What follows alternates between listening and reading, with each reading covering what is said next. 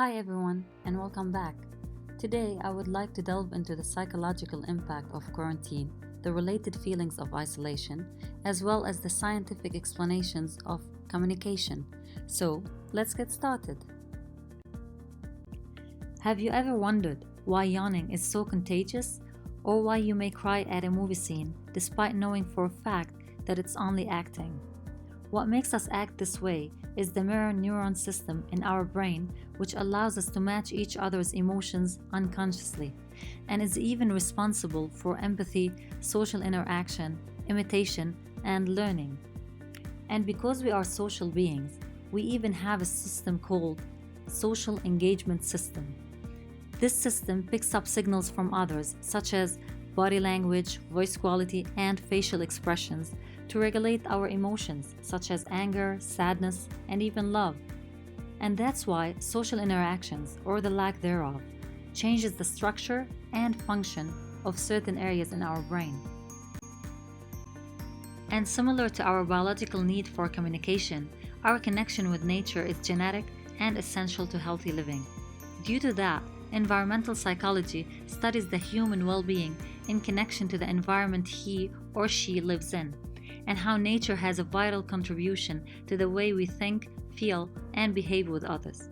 Studies have even shown that walking in nature can reduce stress and depression, increase our concentration, improve our memory, that is, in addition to its many benefits to our physical health.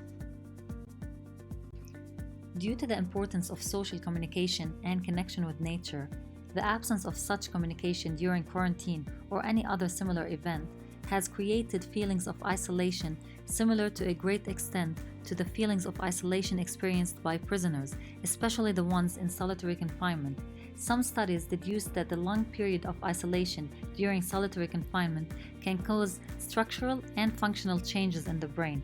The prisoner going through isolation is less capable of regulating his or her emotions, therefore, feelings of stress, anger, and even aggression increase. What makes matters worse, thus increasing the negative impact of quarantine or isolation, are the negative thoughts that pop into our brains, such as fear of infection, loss of control, fear of the unknown, making a living, loneliness and boredom, and of course, insomnia, overeating, and gaining weight. All of these can overwhelm us with negative emotion. And despite the negative thoughts, we can overcome challenges since we as humans are resilient and have the ability to adapt and adjust to change.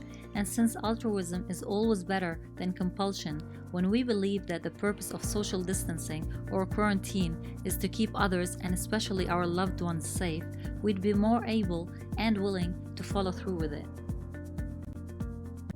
You can reduce boredom when stuck indoors by establishing a routine or a daily plan. Start by subscribing to an online course and allocate time to learning. This way, you'd keep your brain challenged. You can also practice your favorite hobbies and, of course, make time for exercise, yoga, and family activities. Another way of overcoming the feeling of social isolation is to communicate via video call. And most importantly, you should make time for yourself and assign me time in your daily routine. Because just as much as we need social connection, we need to connect internally with ourselves. And when you get a chance to do that, you can regulate your emotions better, and therefore, patience is restored, while family arguments and domestic violence are reduced. And we have to remind ourselves that infection is not an accusation or a crime the patient has committed.